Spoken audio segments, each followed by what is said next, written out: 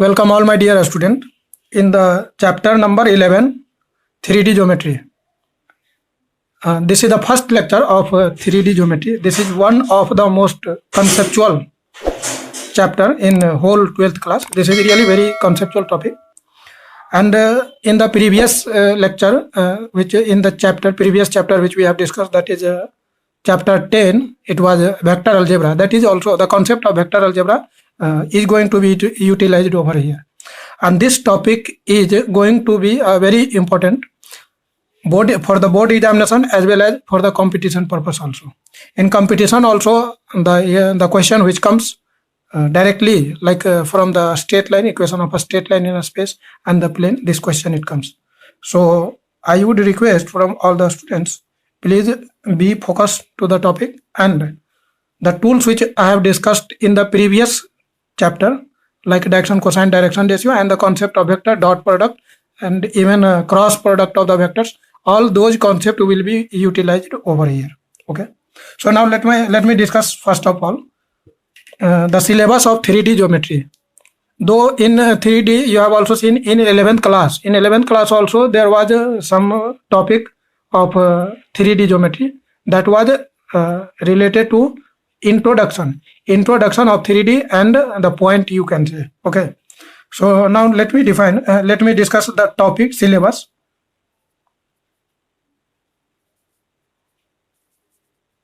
If we talk about the syllabus, तो इसके syllabus में क्या क्या आता है स्टूडेंट? इसमें है सबसे पहला आपका इंट्रोडक्शन में जो है आप पॉइंट के बारे में पढ़े होंगे, इसका कोऑर्डिनेट सिस्टम क्या होता है वो आप पढ़े होंगे, तो सारा इसमें सेक्शन फार्मूला है ना, ये सब डिस्टेंस फार्मूला, ये सब. इसके बाद आपका एक टॉपिक बनता है direction cosine and direction ratio. Then straight line in a space. Next we are having a student plane, and next we will have a sphere. Okay, ये आपका कंप्लीट सिलेबस है. अब बात करें इंट्रोडक्शन, तो ये आपने this we have studied in 11th class, ये आपने पढ़ा होगा, ठीक है ना. We have studied in 11th class and I have discussed also. तो आप वहाँ का कॉन्सेप्ट आप देखिए, इसमें भी मतलब इसको डिस्कस करेंगे तो कम से कम 6-7 क्लास लगेगा. तो ये मैंने चूंकि ऑलरेडी डिस्कस कर दिया, तो ये अभी नहीं, चूंकि 12th का पोर्शन पढ़ना है इसलिए हम इसको नहीं डिस्कस करेंगे. Direction cosine and direction ratio, ये मैंने वेक्टर अलजेब्रा जब पढ़ा रहा था, जब मैंने डिस्कस किया था वेक्टर अलजेब्रा, तो वहाँ पर मैंने डायरेक्शन कोसाइन और डायरेक्शन रेशियो का कंप्लीट डिटेल वहाँ पर डिस्कस किया है, ठीक है. बात करें कि 12th का सिलेबस क्या है, तो बेसिकली आपको 12th ये सारा मतलब चैप्टर 2, चैप्टर 3 एंड चैप्टर 4, ये तीनों चैप्टर आपको 12th में है. ओके, ये 3 चैप्टर ये आपका 12th में है. So the direction cosine also you have to study, this is also in 12th and this is also in 12th. स्पेयर जो है आपके सिलेबस में नहीं है, इसलिए आपको टेंशन लेने की जरूरत नहीं है. और आपके कंपटीशन में भी मतलब जो एग्जाम होगा IIT JEE और जो भी एग्जामिनेशन स्टेट लेवल, उसमें भी आपको ये टॉपिक नहीं आने वाला है स्पेयर. हाँ, लेकिन स्पेयर का बुक जो है आप हायर लेवल में जाएंगे तो आप वहाँ पढ़ेंगे. जैसे आप ऑनर्स में जाएंगे तो वहाँ भी 3D पढ़ना है, ठीक है ना. तो वहाँ पर स्पेशली स्पेयर का बहुत सारे टॉपिक हैं जो कि पढ़ना है. यहाँ पर जो हम लोग डिस्कस करेंगे, जो अभी का टॉपिक है, जो जहाँ से हम स्टार्ट करने वाले हैं, तो वो है आपको स्ट्रेट लाइन इन स्पेस, है ना. तो बेसिकली आपको जो मेन टॉपिक है पूरे 12th की बात किया जाए, सबसे जो मेन टॉपिक है, तो ये दोनों, ये है आपका, है ना, और ये प्लेन और स्ट्रेट लाइन जो है, प्लेन और स्ट्रेट लाइन ये मेन टॉपिक है. हालांकि डायरेक्शन कोसाइन ये तो पढ़ना ही है, क्योंकि इसके बिना तो आप मतलब समझ नहीं पाएंगे. इसीलिए direction cosine and direction ratio, इसको हम कोई चैप्टर नहीं बोलेंगे, बल्कि हम ये बोल सकते हैं this is one of the very important tool for to understand this 3D geometry. Direction cosine और डायरेक्शन रेशियो ये कोई एक चैप्टर नहीं है, ये आप समझिए तो एक तरह से इंपॉर्टेंट टूल है. इसके बिना आप आगे बढ़ ही नहीं सकते हैं. बिना direction, without knowing direction cosine and direction ratio we can not study at all, ठीक है ना. इसको हम बिल्कुल नहीं पढ़ सकते. तो आपसे ये रिक्वेस्ट है कि जो मेरा वेक्टर अलजेब्रा मैंने डिस्कस किया, वहाँ पर जो हम आपको बताए हैं डायरेक्शन कोसाइन और डायरेक्शन रेशियो, आप वहाँ पर देख लीजिए. अभी जो हम डिस्कस करने वाले हैं आपको स्ट्रेट लाइन इन स्पेस, तो हम स्टार्ट करते हैं. जो आपका इनफैक्ट आप बोल सकते हैं कि चैप्टर 3 आप बोल सकते हैं, क्योंकि पूरे थ्री डी में इंट्रोडक्शन ऑलरेडी आप 11th में पढ़े हैं। डायरेक्शन कोसाइन रेशियो ये भी मैंने ऑलरेडी पढ़ा चुका है। तो 12th का जो आपका चैप्टर 1 हुआ, ऐसे तो 3D का चैप्टर 3 हुआ, लेकिन 12th के हिसाब से देखा जाए तो हम बोल सकते हैं कि ये चैप्टर 1 आप बोल सकते हैं, जिसको हम चैप्टर 1 बोले 12th के पॉइंट ऑफ व्यू से, है ना। तो इसको हम चैप्टर का नाम दे देते हैं straight line, straight line in space, straight line in space. ये हम लोग डिस्कस करने वाले हैं। अब इसमें इसमें हम लोग क्या देखेंगे, स्ट्रेट लाइन इन स्पेस, इसमें हम लोग क्या पढ़ेंगे। आपने स्ट्रेट लाइन पढ़ा होगा, जो लोग पढ़े होंगे वो जानते होंगे, जो नहीं पढ़े होंगे उनको दिक्कत होगा। कोऑर्डिनेट ज्योमेट्री में आप पढ़े होंगे स्ट्रेट लाइन, वहां पर आपने पढ़ा होगा स्ट्रेट लाइन, फिर सर्कल पढ़े होंगे, फिर आप कोनिक सेक्शन पढ़े होंगे। तो यहाँ स्ट्रेट लाइन की बात होगी। वहां जो स्ट्रेट लाइन का इक्वेशन पढ़ते थे तो वहां पर एक ही तरह का इक्वेशन आता था, वेक्टर का कॉन्सेप्ट नहीं रहता था, ठीक है ना। डायरेक्ट आप वहां पर आपका 4-5 फॉर्मेट होते थे। जैसे वहां पर फॉर्मेट था slope intercept form, 2 point form, then आपका था इंटरसेप्ट फॉर्म, इस तरह से मतलब वहां पर पढ़े होंगे। फिर था आपका नॉर्मल फॉर्म, ये था, है ना। फिर था पॉइंट स्लोप फॉर्म, ये आप वहां पढ़े होंगे। खैर, यहाँ जो आपको पढ़ना है, यहाँ मेनली आपको पढ़ना क्या है, तो स्ट्रेट लाइन इन स्पेस, यहाँ पर क्या इसका मतलब पढ़ना है। यहाँ जो इसका सिलेबस है वो इक्वेशन ऑफ स्ट्रेट लाइन, यहाँ जो हम पढ़ेंगे इन दिस टॉपिक,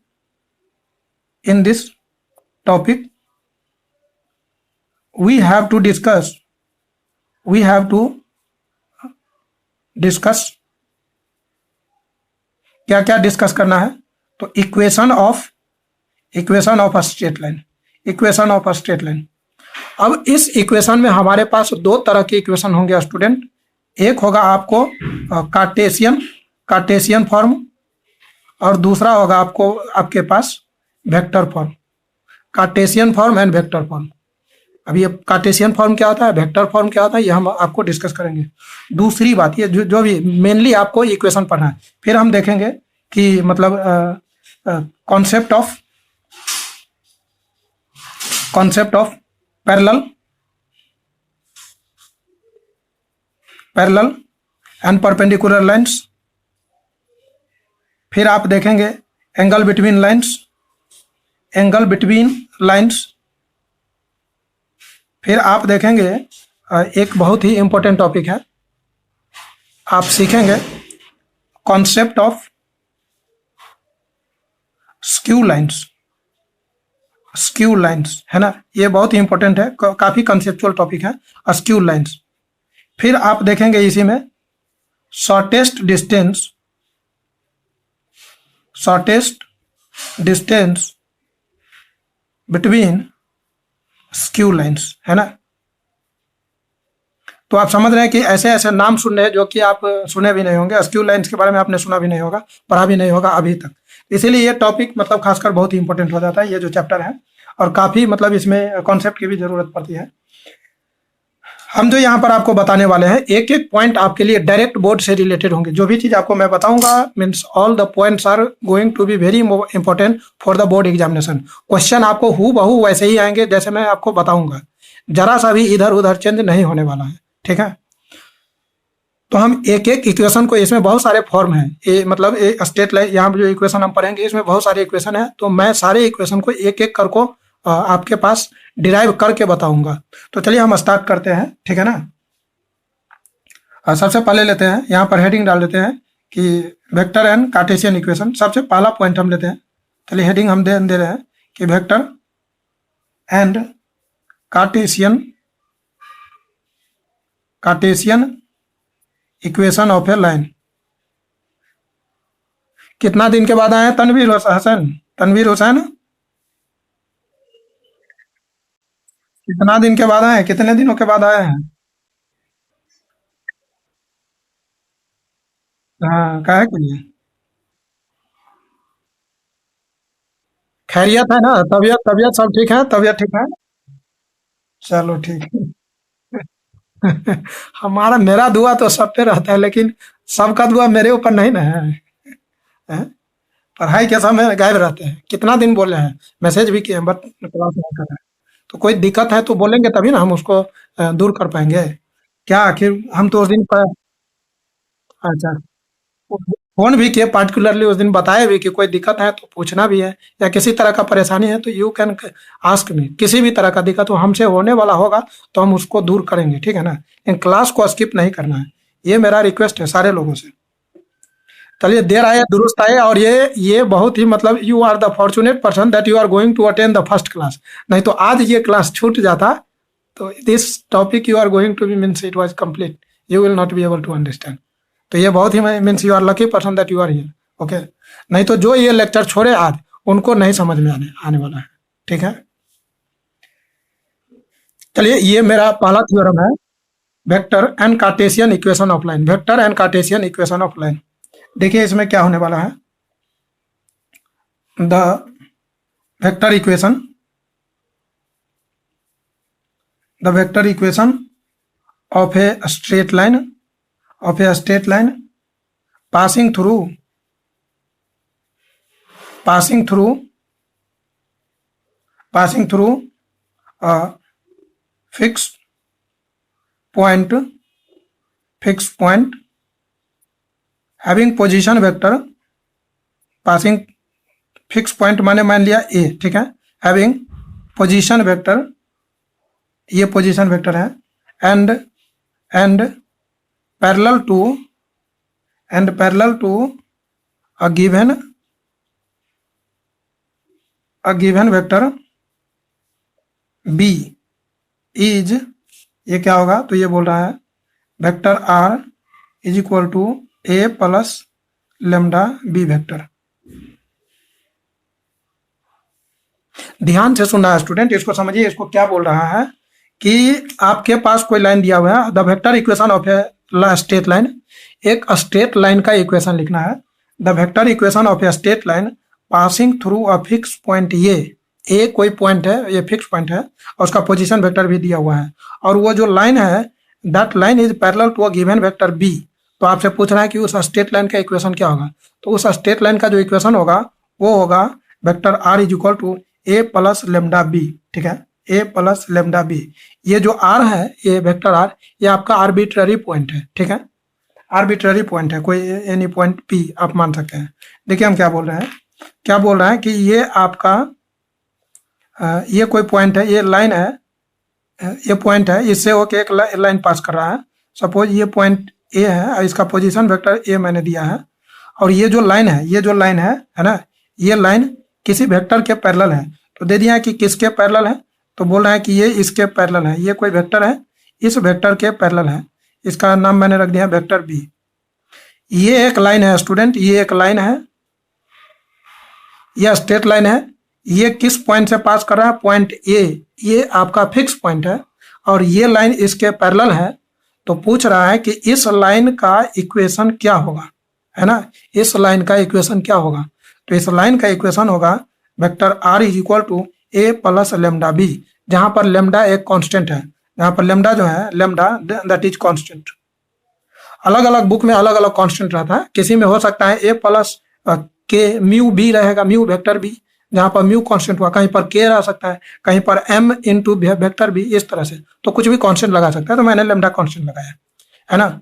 अब हमको पता करना है जहां पर, अच्छा इस इक्वेशन में आपको ये भी समझ में आना चाहिए कि वेक्टर ए का मतलब क्या हुआ, वेक्टर बी का मतलब क्या हुआ, है ना, वेक्टर आर का, आर तो आपका ये हो गया, ये general arbitrary vector, arbitrary point उसका पोजीशन वेक्टर।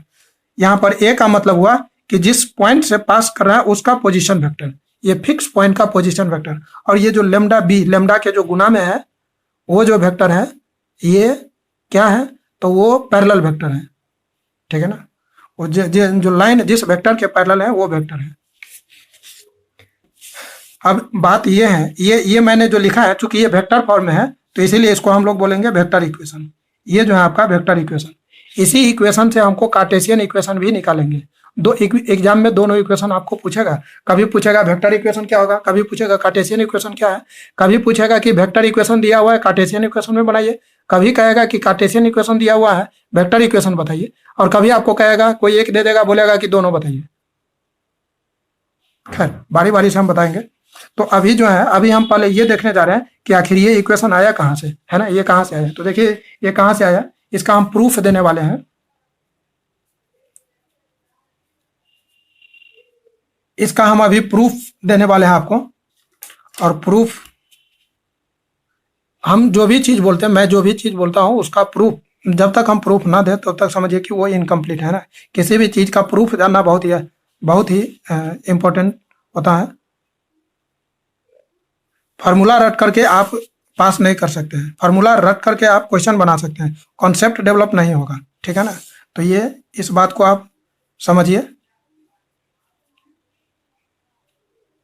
ये एक्स एक्सिस मैंने एज्यूम किया है ना। इसको मान लीजिए कुछ भी, इसको वाई मान लीजिए, इसको जेड मान लीजिए, इस तरह से। अब देखिए यहाँ पर ये कोई आपका वेक्टर, ये लाइन दिया हुआ था और यहाँ पर ये सपोज पॉइंट ए है, इसको मैंने ज्वाइन किया। गौर से देखिएगा, इसका पोजीशन वेक्टर जो है ए, और ये जो लाइन है, ये जो लाइन है ऑलरेडी दिया हुआ था कि ये किसी के पैरेलल है। तो किसके पैरेलल है, वो कौन से वेक्टर के पैरेलल है, ये भी दिया हुआ था। तो ये वेक्टर बी। मैंने क्या किया, इस लाइन पर एक कोई पॉइंट एज्यूम किया पी, है ना, आर्बिट्ररी पॉइंट। इसका पोजीशन वेक्टर मैंने एज्यूम किया आर। ये हमेशा आप मानते रहेंगे आर्बिट्ररी पॉइंट, ठीक है। अब देखिएगा इसमें हम इसको ऐसे करके ज्वाइन कर दिए।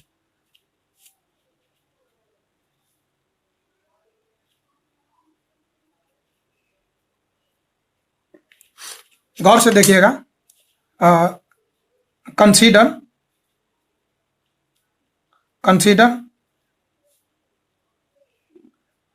अब पॉइंट पी, एक पॉइंट पी मैंने माना, ए पॉइंट पी जिसका पोजीशन वेक्टर आर है ऑन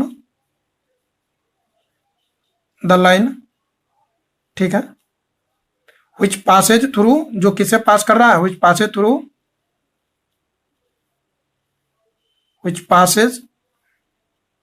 थ्रू फिक्स पॉइंट, जो आपको फिक्स पॉइंट ए से पास कर रहा है। अकॉर्डिंग टू क्वेश्चन क्या दिया हुआ है कि एपी जो है आपका पैरेलल है ना। अकॉर्डिंग टू मतलब थ्योरम, चाहे अकॉर्डिंग टू क्वेश्चन भी बोल सकते हैं। अकॉर्डिंग टू थ्योरम जो आपको दिया हुआ है, ऑलरेडी इसमें दिया हुआ है कि ये जो एपी है ना, लाइन जो है आपका, ये जो लाइन है ये पैरेलल है, किसके पैरेलल है, वेक्टर बी के। लाइन मतलब यदि लाइन पैरेलल है तो क्या हम ये बोले एपी, ये जो एपी वेक्टर है, this AP vector will be parallel to vector B, बिल्कुल होगा। अब आपको ये चीज बखूबी पता होगा कि यदि कोई पैरेलल होता है, यदि दो वेक्टर पैरेलल है तो हम लिख सकते हैं, इसको लिख सकते हैं AP, vector AP is equal to lambda times vector B, बिल्कुल लिख सकते हैं। यदि ए और बी वेक्टर पैरेलल हो तो आप लिख सकते हैं कि vector A equal to lambda B. Magnitude में केवल डिफरेंस होगा, बाद बाकी डायरेक्शन तो वही रहेगा। आपको यह भी पता है कि ए और पी, यदि हमको ए पी वेक्टर लिखना है तो दो वेक्टर को हम कैसे लिखे, यदि उसका पोजीशन वेक्टर पता हो तो हम लिख सकते हैं position vector of P minus position vector of point A is equal to lambda vector B. Position vector of P मैंने कितना एज्यूम किया है, वेक्टर आर। ये क्या है, a vector a, this is lambda b. यहां से आपको मिलेगा vector are is equal to A plus lambda b. आ गया जिनका इंतजार था, है ना।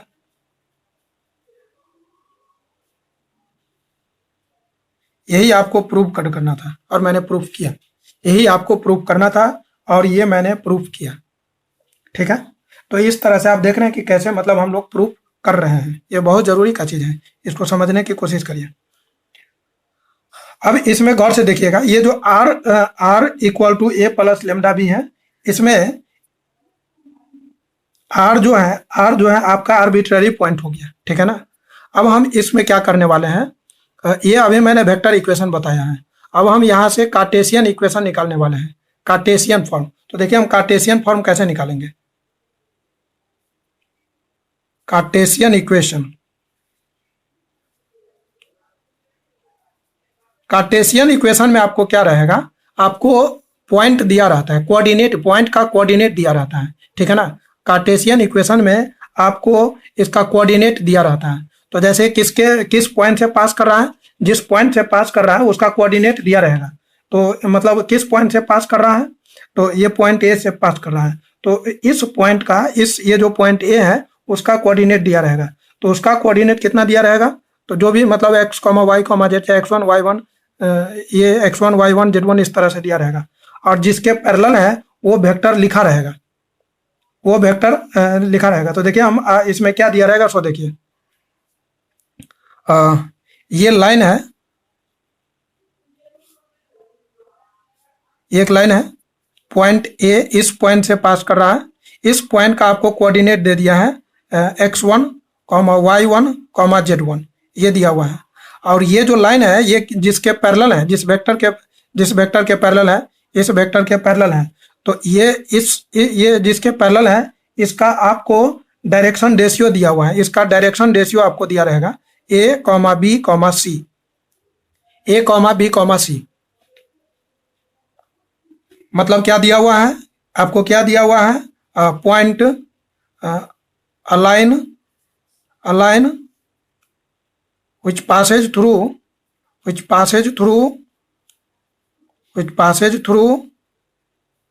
Point A. ये जो पॉइंट है पॉइंट ए, इसका कोऑर्डिनेट x1 y1 z1 ये दिया हुआ है, एंड पैरेलल टू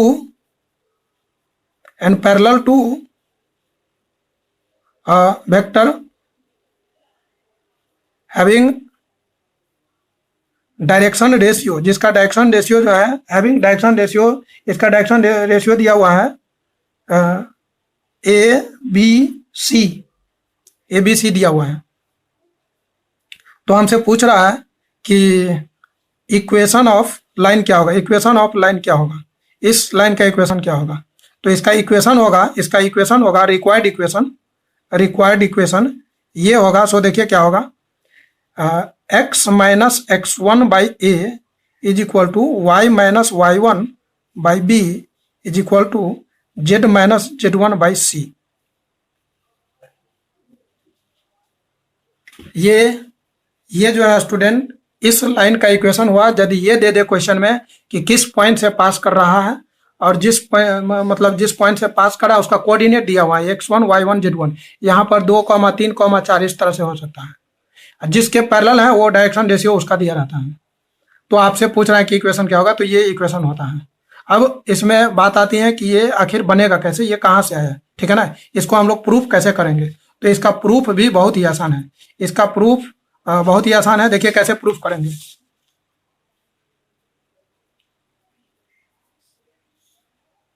इसको कैसे प्रूफ करेंगे, सो देखिए सबसे पहली बात हम इस पे क्या करेंगे, ये पॉइंट दिया हुआ है, ध्यान दीजिएगा, ये आपको लाइन, ये पॉइंट ए, इसका कोऑर्डिनेट कितना है x1 y1 z1। इस पे मैंने एक पॉइंट P माना, आर्बिट्ररी पॉइंट, इसका coordinate x comma y comma z माना, है ना। और ये जिसके पैरेलल था ये, इसको मैंने मतलब B माना, वेक्टर B, है ना, वेक्टर B। इसका डायरेक्शन रेशियो दिया है वेक्टर B, और इसका डायरेक्शन रेशियो दिया हुआ है कितना, डायरेक्शन रेशियो है, इस वेक्टर का डायरेक्शन रेशियो दिया हुआ है, direction ratio A comma B comma C। गौर से देखिएगा, हम क्या जानते हैं, we know vector equation of line, इस लाइन का, ये जो लाइन है इसका वेक्टर इक्वेशन क्या होता है, r प्लस r क्या था, ये जो पॉइंट P दिया था उसका पोजीशन वेक्टर, है ना, r plus r equal to a plus lambda b, ये होता था। तो r मतलब क्या, ये जो पॉइंट P आप माने थे उसका वेक्टर फॉर्म, उसका पोजीशन वेक्टर। तो इसका पोजीशन वेक्टर हम लोग कैसे लिखेंगे, लिख सकते हैं xi plus yj plus z के। ये जो वेक्टर a है इसका पोजीशन वेक्टर हम लोग कैसे लिखेंगे, x1i plus y1j plus z1 के वेक्टर, और लेमडा b तो प्लस लेमडा, और वेक्टर b, ये जो डायरेक्शन रेशियो यदि दिया हुआ है तो वेक्टर कैसे लिखाएगा, वेक्टर b, तो कैसे लिखेंगे, ये लिखना बहुत ही आसान है। इसको मान लीजिए आप, है ना, ये वेक्टर b है, तो ये डायरेक्शन रेशियो दिया हुआ है, तो क्या लिखेंगे, ai plus bj plus c के, लिख सकते हैं, बिल्कुल लिख सकते हैं। अब यहाँ से देखिए आप इसको इधर भेज दीजिए, तो ये इधर आएगा तो क्या हो जाएगा, x minus x one i, ये j वाला इधर आएगा तो y minus Y one j plus z minus Z one k is equal to lambda, lambda से मल्टीप्लाई करिए, lambda a i plus lambda b j plus lambda c k vector.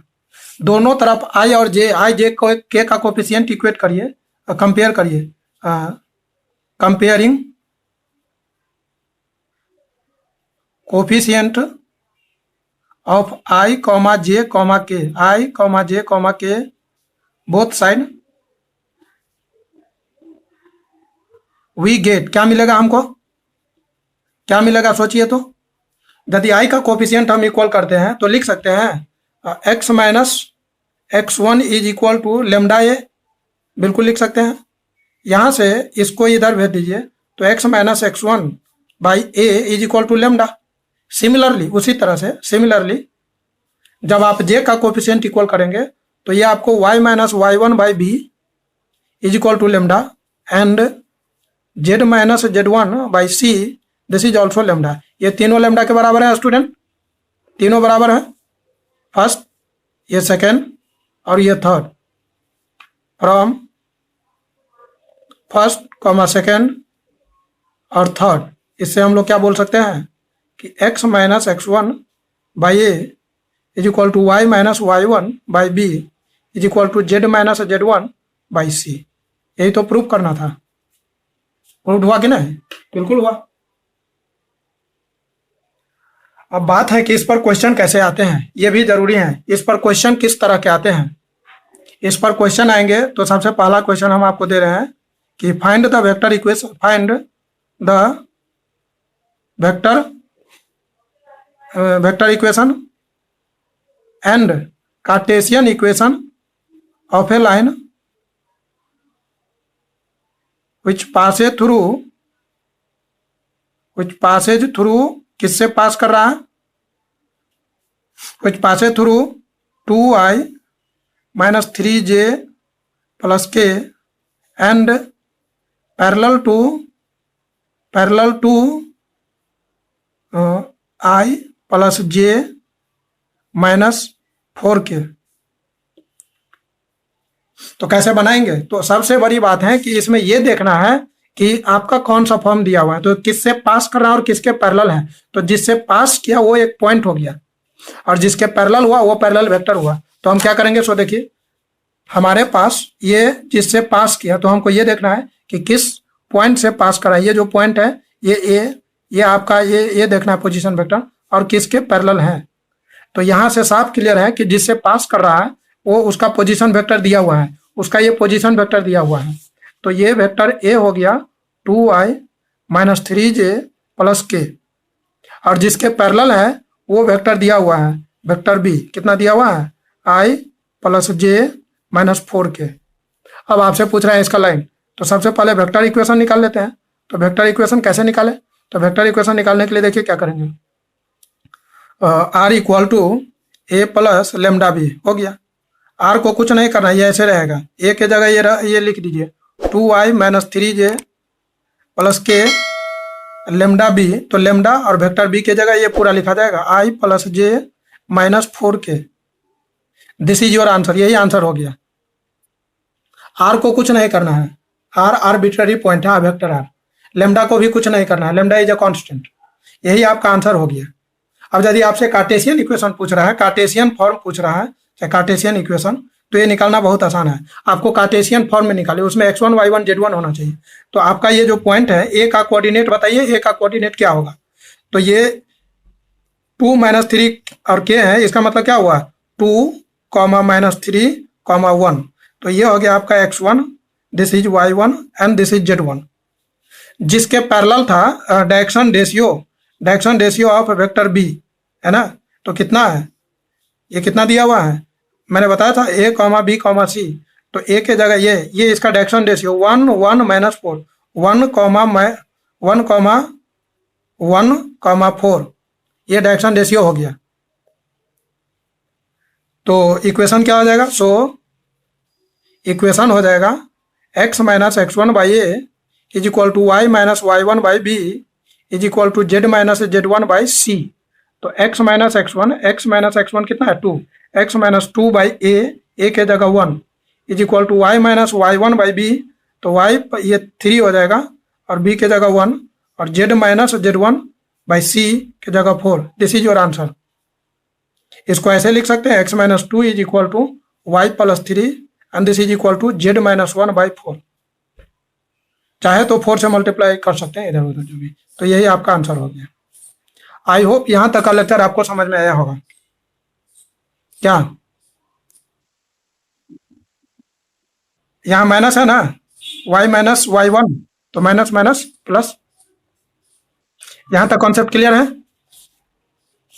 एक बार में नहीं भी क्लियर हुआ होगा तो इसको दोबारा से यदि आप देखेंगे तो समझ में आ जाएगा। ठीक है ना? तो आज जो मैंने लेक्चर बताया कि कैसे आज का मतलब कार्टेशियन इक्वेशन और वेक्टर इक्वेशन, आज का लेक्चर यहीं रोक रहे हैं।